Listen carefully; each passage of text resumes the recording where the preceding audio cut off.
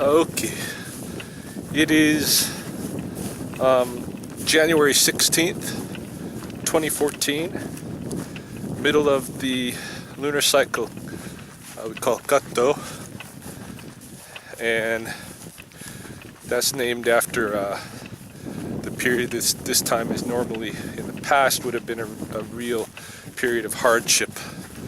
A lot of people running out of food supplies and having to rely on the generosity of others. So I'm hiking down in here today. I got about maybe 4 hours, 5 hours to play around with. Was over at Spopikami last weekend and there wasn't much going on. I think most of the waterfowl and stuff that were there as early as the week before had moved downriver to the wilderness park area where they're flocking, and my speculation was because the eagle population has picked up. This coulee that I'm in today here is I call it Bitsiksinakowachko. Although there's other places that have that name that Blackfoot communities regard as the real Bitsiksinakowachko, which means snake coulee. And the reason I call this coulee snake coulee is because there's a lot of rattlesnakes here. There's 3 hibernaculas. One of them is man-made, but there's 2 long-standing natural hibernaculas. And I relocate a lot of snakes to this area. Traditionally, this area here was known as Akenisko, which some people translate as many berries, some people translate as many deaths. Right here is the confluence of the St. Mary's and Old Man River, and in the floodplain between them, which you can't really see very well here because of the hills, but back behind those hills there's a floodplain that extends off this what looks like a little peninsula here. That's where the old whiskey trade fort, the very famous whiskey trade fort Whoop-Up, was in the 1870s, and a heck of a lot of human tragedy occurred down here. But before that, this was a meeting place for various clans of the Blackfoot Confederacy to get together when there was important issues, political issues to discuss. So this river juncture was a very famous site to begin with. Anyway, normally this is my winter study site, but I really haven't been down here this winter, maybe once or twice. So headed down today, see what's shaking down here. I've heard some geese already, so I know they're down there somewhere. I want to see if there's an owl couple getting ready to nest down here. Well, I know there is, but I want to see if I can find them. Actually, it might not be, because last summer they didn't use their nest, so I don't know what's going on there. But there'll definitely be some owls down here. Whether I can find them or not, it's another story. I don't know what I'm going to run into today, so I brought all kinds of different toys. I've got of course, my camera pack I'm rucking, and I decided to bring my longbow so I could maybe get in a little bit of target practice on maybe a rotten stump or something, and who knows, maybe I'll see a rabbit or something and try to get myself a dinner. Who knows? Pheasant. You never know what you'll run into down here. But I have several avenues I can go. With the big windstorms we had recently, there may be some cottonwood and poplar tops blown off, some new trees downed, and that would be an good opportunity to get the buds off of them for making balm of Gilead a medicinal ointment, very famous Northern Hemisphere medicinal ointment. So might run into that opportunity. Yeah, you just never know. So we'll see what we encounter. I'm currently down at the river by the confluence, and I can hear some geese down here. Now I'm just coming within view of them.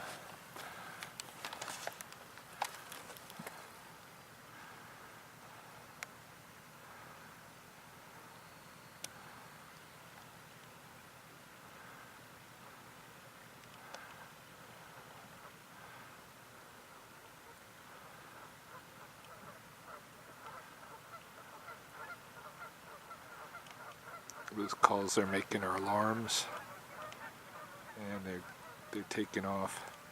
Might be in part due to another person down here walking along the river a little bit upstream.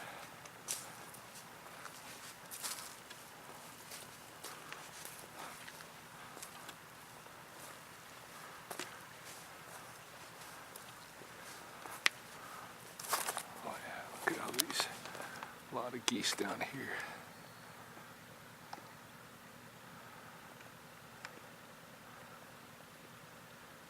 You can hear the person walking behind me on the ice. It's making tons of noise.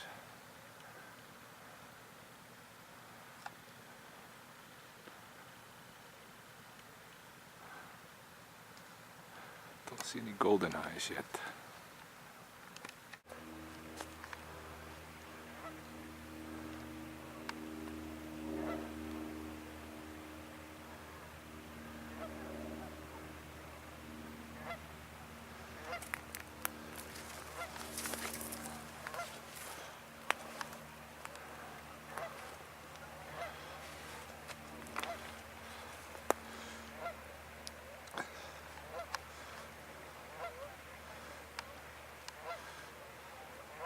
Yeah, these geese are close enough. Probably could have snuck up and tried to shoot one with an arrow, a goose dinner, but knowing that Buddy is not too far away,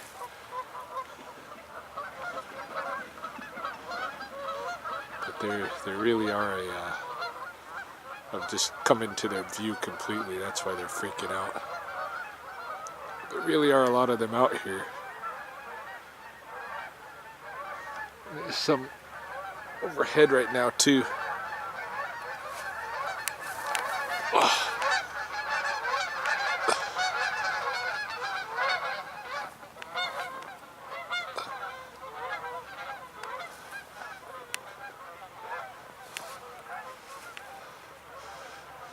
So where there's geese, there'll be other stuff happening. Should be eagles, should be coyotes, at the very least.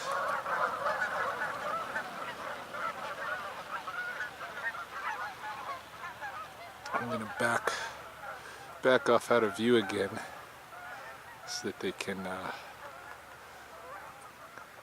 go back to feeling comfortable. There's a couple landing now. That end. So those ones might be coming in. But yeah, I don't see any golden eyes. No ducks at all.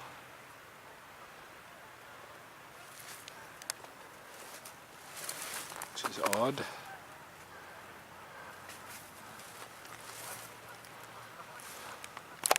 Alright. And I don't know what happened to Buddy, who's down on the river bottom there. So, just gonna back away from the river.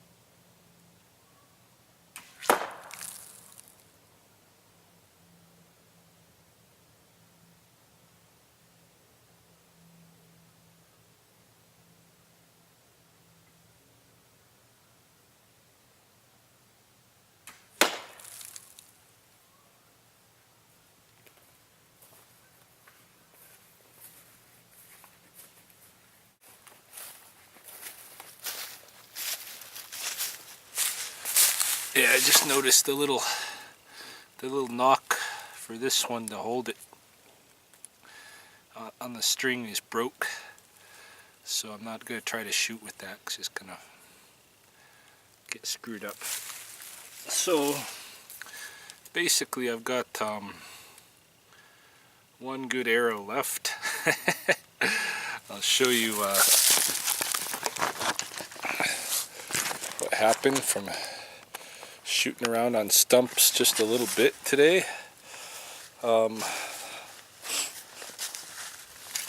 show you my arrows here.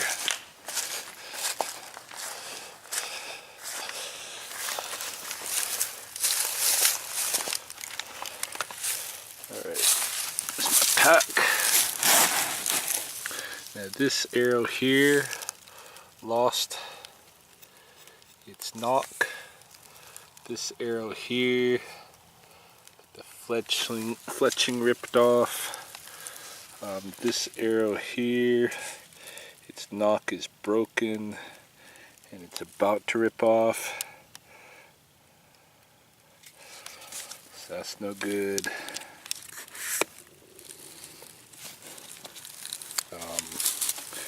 This arrow here is my only remaining good arrow out of the 5 I brought with me today. And this arrow here, I've got another fletching mishap. So I can reglue the fletching on the 2 arrows that's the problem with easy enough. And I can certainly have the nocks replaced on the other arrows that I have for fairly inexpensively. But yeah, I don't know what the deal is with the nocks coming off. I think that maybe they just weren't made for the thickness of the string that I'm using. And but in any case, I want to still have one good arrow in case I come across anything interesting down here. Yeah, I'm gonna have to fix up my arrows before I bring them back out. Well, here is a new development down here. It appears that the owl tree itself has collapsed. The tree that held the owl nest, and maybe that's why they didn't nest there last year. Maybe they knew that it was coming. I believe this stump here to be the old owl tree, and this debris at its base is the remains of the tree. I searched the debris, I didn't find the nest, but it's pretty much a wreck over here, so I don't know if maybe I could find the nest. I think it's just absolutely destroyed.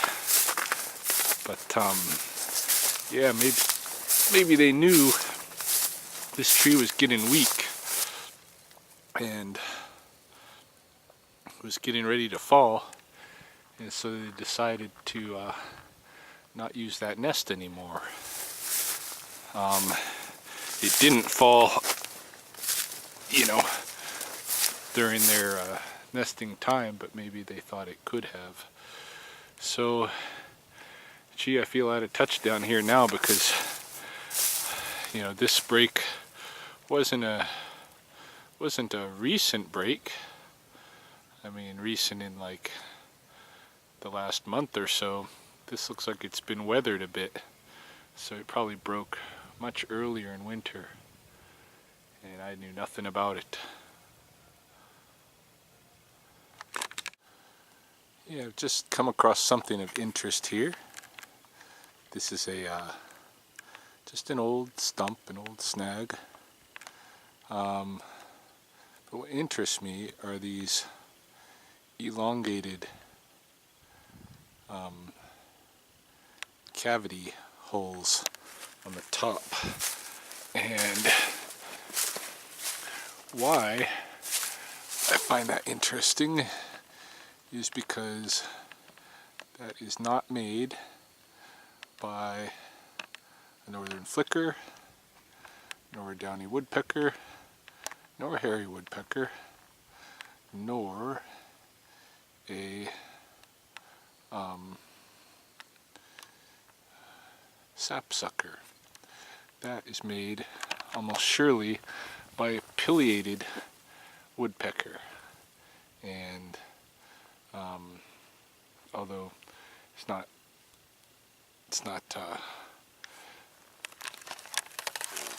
unheard of to sight a pileated woodpecker in this area, it's pretty rare. They don't really seem to care much for this area. If you go closer toward the mountains, it becomes much more likely to see them.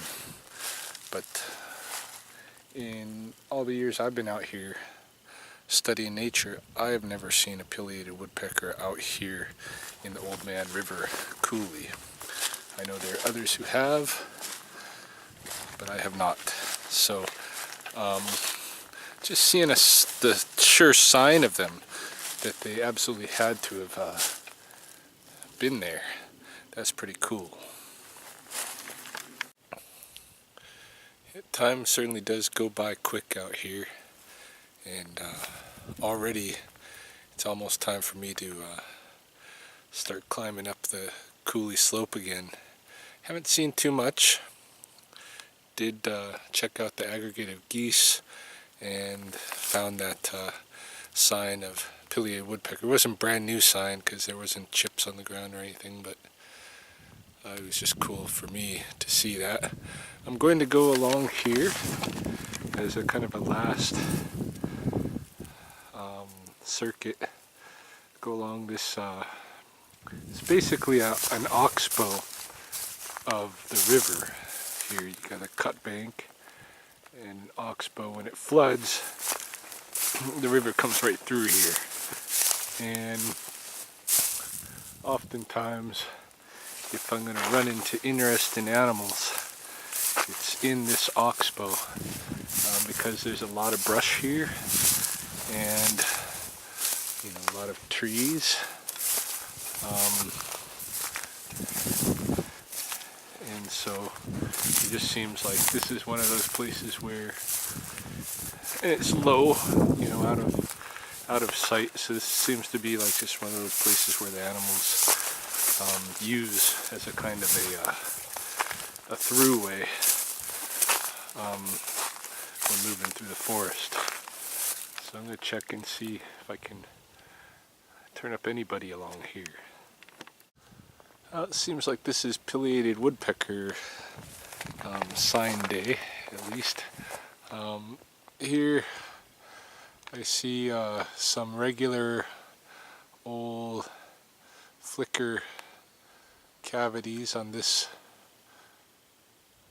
old snag here, but on this neighbor, the stump, you get the elongated, the rectangular elongated, and that is the pileated woody woodpecker, who I have encountered in other places. A couple of times in the mountains here, and back east I would encounter them. One time at the Great Lakes, I think. Can't remember, I might have encountered one in New York. They're the big classic woody woodpecker looking, the largest by far of the woodpeckers. And it's neat that we have them here. I wish I would see them once in a while. Maybe given that I've now found a couple of snags with these cavities, it's possible If I come and check in another season, perhaps, maybe there'll be some out here. Well, here's at least somebody at the end of my trail. This is a porcupine, gaescach, up on this branch. You can see him from quite a distance.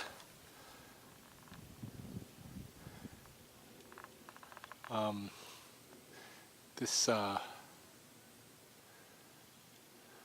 right under at my feet here, you can see these chips of bark all along under here, and those are all from this porcupine.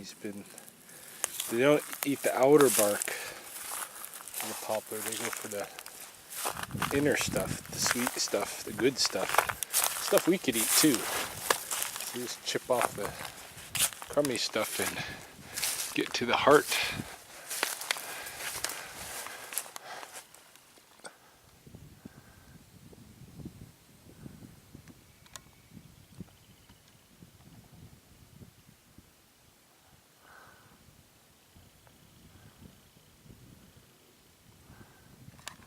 This is not a really big porcupine.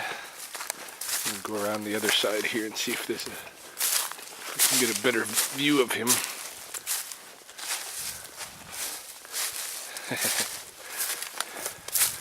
As usual, kind of the ascend view. There he is. It's not very big, very old. This is a pretty young porcupine. Not quite maybe as young as the one I've been encountering at Spopikimi recently, but certainly not like not worth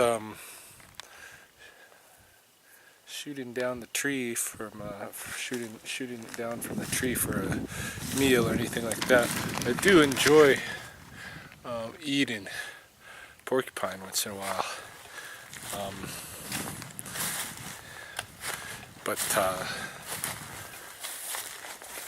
But I have in the past, I killed a younger one like this, and I found it's just pretty much a waste to kill a younger one because they don't have a whole lot of meat to them. Kill an older one, a nice big fat porcupine, then you've got yourself at least a few dinners worth of meat, and then I don't feel so bad about having killed it. At the same time, porcupine is the kind of thing that although there's plenty of them, there's a lot of them out here, they're not like meadow voles or something where there's thousands of them. And if it was the case that a lot of people decided, well, we're going to go kill a porcupine in the Coulee, this population down here, I think, would very quickly get wiped out. Like, I would think in this one floodplain area where I'm at, my guesstimate would be there'd be no more than 20 porcupines down here, probably way fewer.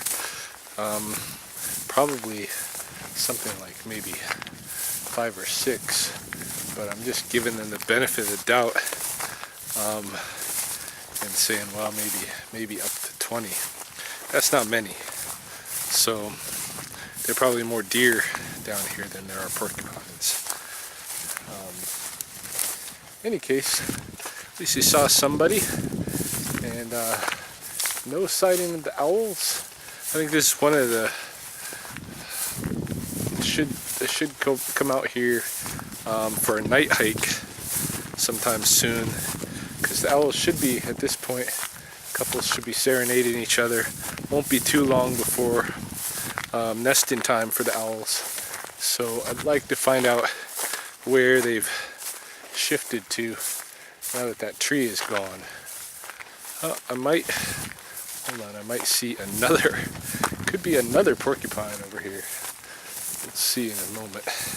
But yeah, and the easiest way I think to locate where those owls have gone or where they're roosting, just be to come out at the after dark and follow their calls, because they do call back and forth to one another, the couple, and sometimes they still got, even they got their babies from last year with them, even at this time. Yeah, pretty sure this is another porcupine up here. Yeah, for sure. Right up in there. Yeah, another not that big of a porcupine too. Even though it's a little bit far for me to make a real good judgment. It's pretty high up there in the tree. All the same, I've seen a lot of porcupines. This is not an old mature one.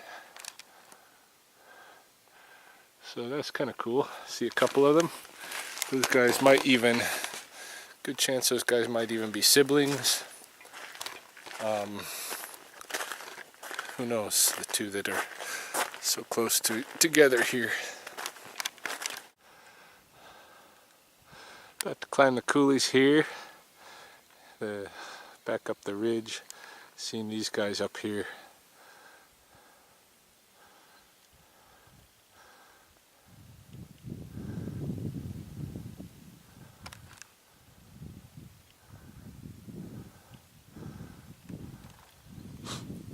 Mule deer. Didn't run across any whitetails in the forest today,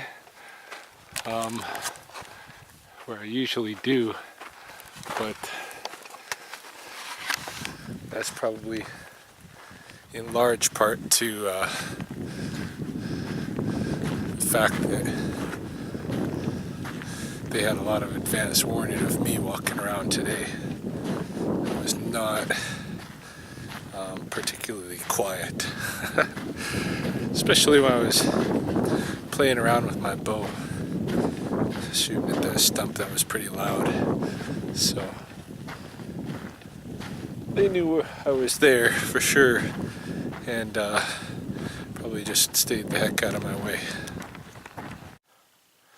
Just thought I'd show this. Yeah, just after I get done talking about how there's not that many porcupines down here, I've spotted a third one up in a tree. This one's a little bit older than the other two. Still not the biggest I've seen by far, but so that's three. Three porcupines, fairly close together. So I think my my higher estimate of 20 in this little stretch in the floodplain is probably more likely than the 5 or 6 that you might see on a given walkthrough. You know, but in general, like, porcupines are usually out. They're out and about, and they're doing their thing. They're eating. They don't really have dens or anything, but they will use other animals' dens. I've seen them use old beaver shoreline lodges that are made in the cut bank of this oxbow that runs through the forest here. So I know they use those, and they're much like beavers themselves. They're kind of like the land beaver. Their bodies similar, their diet's similar. You know, if you really get a good look at them, they really look like beavers. It's just that they have a different kind of hair. Their feet aren't webbed. Their tail's a little different. They got their own adaptation, and it's for land, and the beavers got theirs for water. But I think really when it comes down to it, I suspect they're very closely related.